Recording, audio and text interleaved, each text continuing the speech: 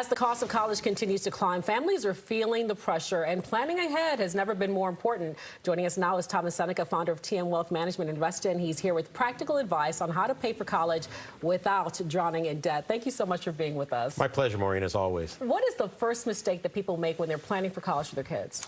You know, Maureen, I think it's when we think about college, we often assume the next step.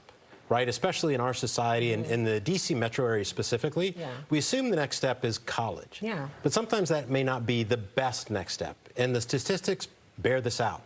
40% of college students don't finish college. And so what we recommend for clients is to start thinking about some alternative paths for clients in addition to college, right? Maybe a gap year, or maybe vocational or trade schools in addition to the college experience, and think about the best next step for your student rather than, signing up to a big financial commitment without that exercise. Have people been receptive to that? Because that's something that I hear more and more, but I always wonder, are people being receptive to that? They look at it as like, okay, well, I've kind of failed and my child isn't going to college like, quote unquote, everyone else. Yeah, I think when you start to talk about those statistics and start to share, 40% of college students aren't finishing college and how expensive it is, and that may not be the best path for them. They are receptive to it, but it does take some time to start to think through that, because I think in our society, right, college is the next step. And for some reason, if you don't go to college, maybe that's putting you at a disadvantage. But really, we need those electricians and carpenters and plumbers and some of these blue-collar professions, and they can make a really good living doing some of those things in addition to potentially exploring college as well. Indeed. So, but if college is your path, what can you do to help reduce those costs? I know, back in my day, people were applying for financial aid and doing all sorts of things, maybe a summer job. What can people do to help reduce that cost if college is your path? Yeah, so it's really about planning, right? So starting to think, maybe, I know you've got a daughter that's starting high school, so starting now, so start to think about what those costs might be. And if you look at some of the programs that they can take while they're in high school, some of these dual enrollment programs, where they're enrolled both in high school and in college and get college credit that can apply to their degree program. The statistics are that it takes really 5 to 6 years to finish college. And so if we can reduce that back to the traditional 4 or maybe even 3.5, that saves you a significant amount in the college expense. What is this thing I'm hearing about called FAFSA? I know that's an acronym. What is it and how can it help? Yeah, so FAFSA is the free application for federal student aid, right? It's when you want to apply for scholarships and need-based aid, and additionally get some of the loan programs through the federal government, you have to fill that out. And it comes available every year on October 1st, and we recommend all people fill it out, all parents fill it out. Some don't fill it out because like, oh, I don't qualify or I won't qualify.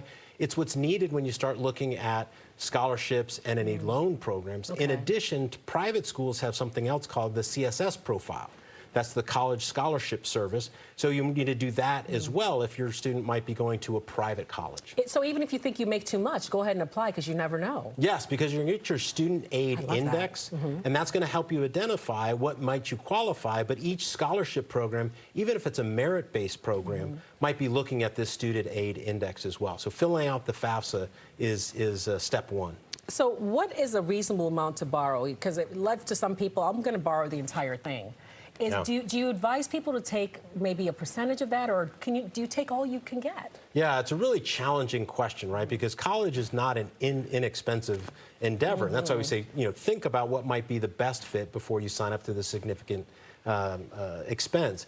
But as you look at what you might be able to borrow, what we recommend for clients and for parents is look at what your financial situation is before you start to look at what you might be able to borrow, right? And make sure you can understand the different vehicles that you have available to you before you start looking at the loan. Because the challenge with the loans is those stay with the student, and potentially if you're taking out parent loans, those stay with you for a very long time. A lot to take in, but you're boiling it down for us. If you had to give us one byline or thought line through this whole thing, what would that be when it comes to college planning and either taking out a loan or paying for it? What would you say? Yeah, I would say to plan and also prioritize, right? We have a limited amount of resources.